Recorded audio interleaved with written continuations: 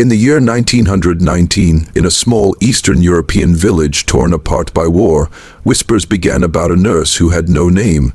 She came when the smoke cleared, moving silently among the rubble, entering the half-burned hospital where the injured moaned in hunger. She was never seen arriving, and no one remembered her leaving. Her uniform was plain, her face always covered with a dark veil. What she carried was not a gun, not a knife, but a single silver spoon tied with a strip of cloth around her wrist. Every day she fed the starving children, soldiers without limbs, and widows clinging to survival. Her spoon moved patiently from pot to mouth, from hunger to life. To many she was a savior, but there was more to her presence. That same village had once been her home. Years earlier, marauders stormed in, burning her family alive. She had lost everything: her parents, her husband, even her newborn child. She had no grave to visit, no photograph to hold. Her only weapon was memory, so she returned, not as a mourner, but as a nurse. While the weak were healed, the guilty came to her bed as well. Soldiers who had committed atrocities were treated by her hand. They drank her soups, swallowed her tonics, trusted her soft-spoken care. What they never knew was that her spoon carried both mercy and revenge. For the innocent, she measured broth with steady love. For the guilty, she stirred in a bitter powder, a slow-working poison that stole strength day by day. They would never suspect. To them, she was only a kind nurse offering comfort. But to her, each spoonful was justice disguised as kindness. People began to fear her presence. Some said she was an angel of mercy. Others whispered she was a demon cloaked in white. But no one ever knew her name. She never spoke it, never wrote it. She wanted no recognition, only balance. War has a way of stripping away identities. When villages are reduced to ash, when names are erased from gravestones, when families are scattered to the wind, people stop being individuals and become only numbers, statistics, shadows. In such times, survival becomes the only name worth carrying. It was during one such season of chaos, after the First World War had left Eastern Europe bleeding and broken, that she appeared. She carried no introduction, offered no story, and left no record of where she came from. The people only knew her by the simplest of titles, the nurse. To some, she was an angel, to others a ghost, to all, she was silent. She wore no bright uniform of rank or honor. Instead, her clothing was plain, stitched from rough fabric that carried the stains of smoke and soil. Around her face she wore a dark veil, not for vanity but for secrecy. Only her eyes could be seen steady, unblinking, with a weight that suggested she had seen enough of suffering to last 10 lifetimes. Those who looked into them did not dare to ask her name. She carried very little. A leather satchel slung over one shoulder, the faint clink of glass vials inside, and tied to her wrist with a strip of cloth was a single silver spoon, its handle tarnished with age. That spoon, though ordinary in appearance, was the most consistent sight in the hospital. Day and night it moved from pot to bowl, from bowl to mouth, feeding those who could no longer feed themselves.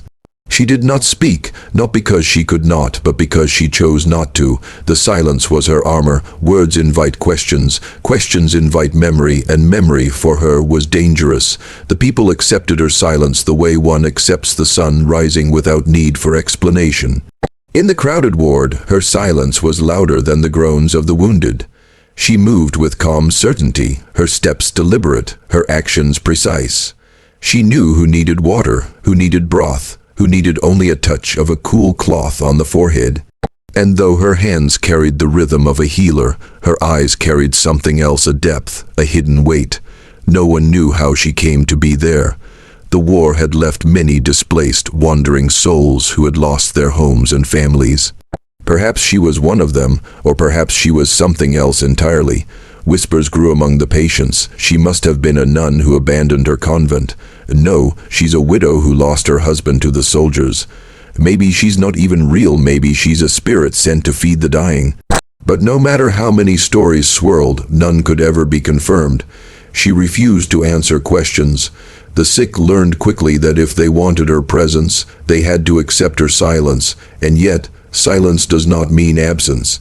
She was always there, moving quietly in the background, appearing at the right moment. Children who were too weak to lift a spoon themselves found it in her hand. Soldiers, once strong but now broken, would feel the press of broth against their lips. Widows, dizzy from grief, would feel her steady hand guiding the cup to their mouth. There was no chatter, no comforting words, no prayers whispered over their heads, only action, and sometimes action speaks louder than words ever could. But what made her unforgettable was not simply her silence, it was the weight behind it. People sensed it. Her silence was not empty, it was heavy, it carried history, it carried loss, it carried secrets that no one dared ask about. At night, when the ward grew still and the groans of the suffering faded to soft breathing, some swore they saw her sit by the window, spoon dangling in her hand, staring out into the darkness as though waiting for someone who would never return. They said the spoon caught the moonlight like a blade, glinting with a sharpness that was unsettling. She became a paradox to everyone who encountered her. She fed the hungry, yet carried the aura of someone consumed by hunger of her own, not for food, but for something deeper. She nursed the broken, yet there was a brokenness in her that no one could mend. She gave life, yet in her eyes, people sensed a strange intimacy with death, and so she remained unnamed. No one ever dared to ask her who she was. Perhaps they were afraid the answer would be too terrible to bear. Or perhaps they understood that in some lives, names are luxuries and survival itself is the only identity left. But here is the strange truth about silence. It has power. In a world of screams, shouts, and endless noise, silence becomes unforgettable. Her silence made people remember her long after she was gone, not because of what she said, but because of what she withheld. She became a lesson that sometimes you don't need to announce yourself to make an impact. Sometimes the quietest presence in the room is the one that shapes destinies. The silent nurse, the woman with no name, entered history not by words, but by deeds. And while no book records her name, no grave bears her title, her memory lingers, because true power is not always spoken. True power often moves silently, spoon in hand, feeding life into a dying world. In the chaos of a hospital without walls, where wounded soldiers lay beside starving orphans, where the smell of blood mixed with the stench of smoke, one object became the symbol of survival, a spoon. It was not a tool of war, it was not sharp, not made for killing. It was small, silver, tarnished from age, and tied with a strip of cloth to her wrist so it would never be lost. That spoon belonged to the nameless nurse, the woman who never spoke, the woman who came and went like a shadow. To her it was not just cutlery, it was a weapon of mercy. Every patient, whether soldier or child, eventually felt the touch of that spoon against their lips. The way she carried it, the way she used it, gave it an almost sacred aura. For the starving, it was hope. For the weak, it was strength. For the forgotten, it was proof that someone still cared enough to keep them alive, one mouthful at a time. But what made the spoon unforgettable was not its appearance, it was the way she used it. She fed the youngest first, children whose ribs showed through their skin, whose eyes had grown too large for their faces. They were too weak to lift their hands, too faint to chew properly. She would kneel, steady their heads with her palm, and raise the spoon gently to their lips. Drop by drop, mouthful by mouthful, she gave them not just broth, but the will to live. Some of them cried as they swallowed, not because of pain, but because they had forgotten what kindness felt like. The soldiers she fed next, men who once carried rifles, now trembled too much to lift even a cup. Some had lost arms, others legs. They had the strength of warriors in their memories, but the frailty of children in the present. To be fed by a spoon was humiliating for them, but the nurse never mocked, never pitied. She simply did what had to be done.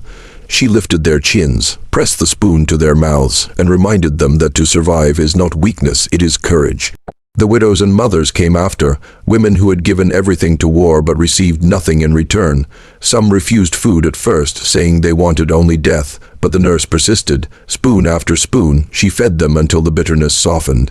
With every mouthful, she was telling them without words, live, even when everything is gone, live. The spoon became more than a utensil. It became her voice. She never spoke, but her actions spoke through that silver arc. Each mouthful said what she refused to put into words. I see you, you are not forgotten, you must not give up. It was called, among whispers, the spoon of mercy, because it did more than deliver broth or medicine. It delivered dignity. It reminded the broken that they still mattered, but mercy is not always soft. Mercy, in the hands of the silent nurse, had two edges. For while she fed the innocent with compassion, she also fed the guilty with a quiet, chilling justice. No one in the ward suspected it at first. To the naked eye, every patient received the same treatment, the same spoonful of liquid, the same gentle persistence. But the truth lay hidden in her satchel, tiny glass vials, powders, herbs ground into dust. For some, these powders meant healing, a pinch of dried root to calm fever, a drop of oil to ease breathing.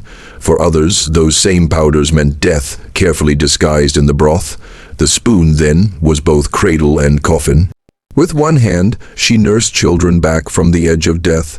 With the same hand, she sent soldiers guilty of unspeakable acts quietly to the grave. It was here that the spoon's meaning deepened.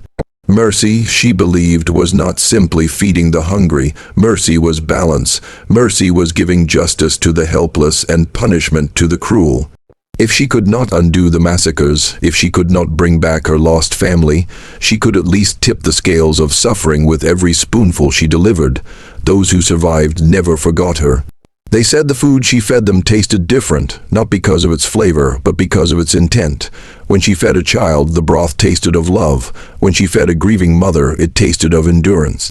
And when she fed a murderer disguised as a patient, it tasted, though they did not know it at the time of reckoning. Over time, the spoon became a symbol whispered among the survivors. The spoon saved me, a child would say. The spoon gave me strength. A soldier would confess, and still others, never waking from their beds, were said to have been taken by the spoon's shadow. What is remarkable is not only what the spoon did, but what it represented. It was small, insignificant in the grand scheme of war, and yet, in her hand, it became powerful. She proved that greatness does not always come from weapons or loud victories. Sometimes, it comes from the smallest of tools, used with relentless intention. The spoon of mercy was her way of writing history without ink. She left no speeches, no monuments, no titles. She left only the memory of a tarnished piece of silver tied to her wrist and the undeniable truth that one woman, silent and nameless, could change lives not with armies, but with a spoon. Every mystery carries a root. Every silence has a story behind it. The silent nurse, the woman who drifted into the hospital with no name and no past, was not born of thin air. Her stillness, her silence, her spoon, all had origin. And though no one in the hospital knew it, every act of kindness she offered and every shadow of vengeance she delivered traced back to one unshakable truth: she had already lived through hell. Years before she appeared among the wounded, the nameless nurse had been a daughter, a wife, and a mother. She had lived in a modest village, not far from where the hospital stood. Her life was ordinary, but whole laughter echoing through the walls of a wooden home, the smell of bread rising in the oven, the warmth of family gathered around a fire. She had known joy, and she had known love. But war is merciless. It does not ask permission before it enters your home. It does not discriminate between the guilty and the innocent. And one night, under a moon veiled with smoke, her world was reduced to ash. Soldiers came, not soldiers fighting for honor, but marauders hungry for destruction. They set fire to her village, burning houses as families screamed inside. They dragged men into the streets, shooting them without reason. They tore children from their mothers, and in the chaos of that night, she lost everything. Her husband executed before her eyes, her parents trapped in the flames of their own home, her infant child ripped from her arms, never seen again. It is said she survived only because she fell unconscious from the blow of a rifle, left for dead among the bodies. By the time she woke, her village was nothing but smoldering ruins, and her life as she had known it was over. Grief could have destroyed her. Many would have surrendered to death, unable to go on after such loss, but something within her refused to die. The pain that should have buried her instead burned her into something else, something colder, something sharper. She became a woman who lived not for herself, but for two things: to keep others from suffering the way she had, and to avenge those who had been taken from her. This was the hidden truth behind her silence. She did not speak because words reminded her of what was gone. Every name spoken aloud, her husband's, her child's, her parents', was a knife twisting deeper into the wound. So she chose silence, not as weakness, but as survival. Silence gave her control. Silence was her vow, never to forget, never to forgive. Her spoon, the one she carried tied to her wrist, was not chosen by chance. It was the last object she had salvaged from her burned home, the spoon she once used to feed her infant. When she returned to the ruins of her village days after the massacre, she sifted through the rubble with trembling hands. The walls were gone, the roof collapsed, but beneath the ashes she found it, a silver spoon, blackened by fire but intact. She held it, and in that moment it became more than a memory. It became her symbol, her oath. She would carry it always. She would use it to feed the living and to punish the guilty. With that spoon, she would write her own justice. This was the truth no one in the hospital knew. When she bent over a starving child and fed them broth, she was remembering her own lost child. When she tended to the wounds of a widow, she was remembering her own widowhood. And when she fed the guilty, those who had carried out atrocities, she was remembering the flames of her village, the screams of her family, and she delivered her judgment spoonful by spoonful. The hidden truth was that she was not only a nurse. She was a mourner, a survivor, and a judge, and though her face was veiled, though her lips never spoke, her every action carried the weight of this truth. Some claimed her silence was a sign of sainthood, that she was above human bitterness. But if they had known the truth, they would have understood that her silence was not saintly, it was forged from sorrow and fire. She was not above the world's pain, she was shaped by it, and that truth makes her story not just macabre, but deeply human. Because every person, at some point, faces a choice in the aftermath of suffering. Do you let grief consume you, or do you transform it into something greater? She chose the latter. Her silence, her spoon, her presence in that broken hospital were all acts of transformation. She took tragedy and turned it into fuel. She turned loss into purpose. The hidden truth behind the nurse with no name was that she was living proof of what suffering can create. Not only despair, but resilience. Not only bitterness, but determination. Not only death, but a legacy. Mercy and vengeance are two sides of the same blade. In the hands of the silent nurse, they were not only two sides, they were delivered with the same silver spoon. To the innocent, the spoon was salvation. To the guilty, it was a quiet execution. At first, no one suspected. In the ruined hospital, food was scarce, medicine rarer still. Survivors were grateful for anything she provided. Soldiers who had terrorized villages, burned homes, and stolen lives now lay on the same cots as starving children, all of them helpless in their weakness. And the nurse treated them alike, or so it seemed. She moved from bed to bed, spoon in hand. To one soldier she whispered nothing, only lifting his chin as he swallowed. To another she stirred the broth just a little longer, dipping her spoon in and out with deliberate care. No one noticed the fine powder she sprinkled into the steaming liquid, the way her fingers moved with the precision of ritual.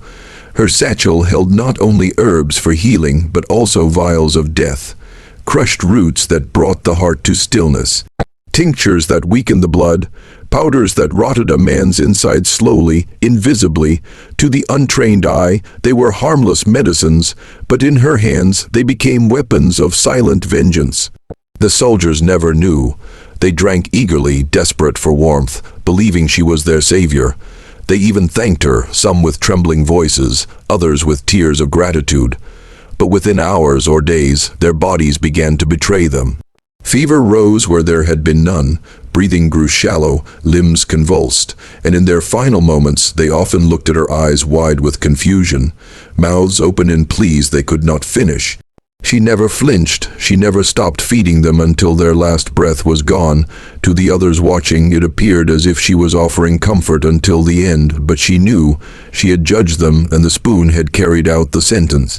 This was her spoon of revenge. It was a terrifying balance. The same hand that saved a starving child's life ended the life of a killer. The same spoon that delivered medicine also delivered poison. In her silence, she had found a way to weave mercy and justice together, indistinguishable to those around her. Some survivors later remembered strange details, how she lingered longer at certain bedsides, her spoon moving slower, her eyes fixed on the patient with unblinking intensity. How she sometimes touched the lips of dying soldiers with the spoon one last time, as though sealing their fate. They called it the kiss of the spoon. What no one ever fully understood was that this was not random. She knew exactly who they were. Her silence was not ignorance, it was awareness. She remembered faces. She remembered insignias on uniforms. She remembered which regiments had stormed her village, which soldiers had laughed as homes burned, which men had pointed rifles at children. War had stripped her of everything, but it had not stripped her of memory. Her spoon became her courtroom. Her spoon became her gavel, and every poisoned mouthful was her verdict, guilty. But even in this, there was restraint. She did not kill indiscriminately. Not every soldier was fed poison. Some, broken and remorseful, she spared. Some she nursed back to life, as though showing them that redemption was still possible. She drew lines in her own silence, lines no one else could see. And in that hidden balance, she became both healer and executioner.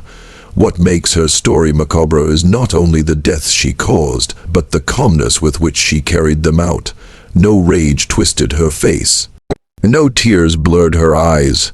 Her vengeance was patient, methodical, delivered spoon by spoon, as though feeding death slowly was a form of art. Yet even in its darkness, there is something strangely motivational about her revenge. She had been crushed, left with nothing. By all accounts, she should have been another nameless casualty of war. But instead, she chose to rise not with a weapon in her hand, but with a spoon tied to her wrist. She turned her pain into purpose, she turned her grief into power, and though her methods were terrible, they proved one truth: the powerless are never truly powerless. The spoon of revenge became her answer to a world that had taken everything from her. Where armies had used fire and bullets, she used silence and a spoon. Where cruelty had been loud, she was quiet. Where they thought she was broken, she became unbreakable. Over time, rumors began to spread. Some whispered that a strange sickness followed the nurse. Others said she carried death in her satchel, but no one could prove anything. And by the time suspicion grew, the guilty were already gone, carried away to shallow graves, their deaths written off as illness. The innocent remembered her differently. To them, she was the spoon of mercy, the one who saved their lives. To the guilty, she was the spoon of revenge, the one who ended theirs. And that was the genius of her silence. No one ever knew which side of the spoon they would taste until it was too late. Life rarely divides itself into neat categories of good and evil. In war, those lines blur until even the innocent wear the same rags as the guilty, and the guilty cry out for mercy with the same weak voices as the children they once harmed. It was within this blurred world that the nameless nurse lived. She existed not in the light of sainthood nor the darkness of pure vengeance, but in a chilling middle ground. This was her strength and her curse, the macabre balance. By day, she was a healer. She bent over the smallest bodies first, lifting spoons of broth to lips too fragile to speak. She comforted the widows who no longer wished to live, pressing food against their mouths until they found the strength to swallow. She bandaged wounds, mopped sweat, and measured herbs with the carefulness of one determined to preserve life at all costs. But by night, or sometimes even by the same hand, the same spoon, only minutes apart, she became something else. A silent executioner. Soldiers who carried invisible blood on their hands found their bodies weakening, their breaths shallowing, their strength seeping away. They believed it was illness, they believed it was fate, but she knew the truth. It was her hand, her spoon, her judgment. This duality created an eerie tension around her. To some, she was an angel of mercy. To others, she was death disguised in a veil, but in reality, she was both. The spoon she carried was neither holy nor cursed, it was simply an extension of her will. The balance she walked was razor thin. If she leaned too far into vengeance, she risked becoming no better than the soldiers who destroyed her family. If she leaned too far into mercy, she risked letting the guilty escape without consequence. So she tread carefully, deliberately, spoonful by spoonful, weighing each action in silence, and this was what made her terrifyingly unique. Most people live one role: healer or destroyer, victim or avenger. But she lived both. Her silence concealed the fact that she was conducting a grim symphony, each act of kindness mirrored by an act of retribution. The survivors began to notice this contradiction, though they could never explain it. A child might wake stronger because of her spoon, while a soldier in the next bed weakened day by day under the same feeding. Some called it God's justice, others whispered of curses, but the truth was simpler and far more haunting. The nurse herself was the balance. She decided who would live and who would die. What made her balance macabre was not only what she did, but how she carried it. There was no visible conflict in her eyes, no trembling in her hands. She moved from bed to bed with the same calmness, whether she was saving a life or ending one. To her, both were necessary. To her, both were justice. This paradox gave her an almost supernatural aura. People began to fear her silence. If she stood too long by a bed, patients would wonder, am I being saved or am I being judged? The spoon, once only a tool, became a symbol of fate itself, and yet what is fascinating and deeply motivational is that her balance was not madness, it was purpose. She was not driven by blind rage, nor by reckless cruelty. Every choice was deliberate, every action weighed against the scales of her memory. She was not chaotic, she was precise, and in that precision lay her power. Her macabre balance teaches us something essential about the human spirit. We are not defined by a single role. Pain reshapes us, loss carves us into multiple selves. Within each person lies both the capacity to heal and the capacity to destroy. The nurse simply embodied that truth more visibly than most. There's a strange lesson in her contradiction. Too often, people believe they must be one thing, only merciful, only strong, only forgiving, only just. But life demands more. Life asks us to carry contradictions, to love fiercely while defending ourselves, to forgive but never forget, to be gentle but also unyielding. The nameless nurse carried those contradictions not as weakness but as strength. The macabre balance of her existence was a mirror of the world itself. War had shown her that cruelty and kindness walk side by side. She chose to embody both, using her silence as the thread that stitched them together. Some say she was haunted by this balance until her last day, that at night, when all had fallen asleep, she would sit by the window with the spoon in her hand, staring at the moon. In those moments, they claimed, she looked less like a nurse and more like a judge caught between two verdicts, torn between who she had been and who she had become.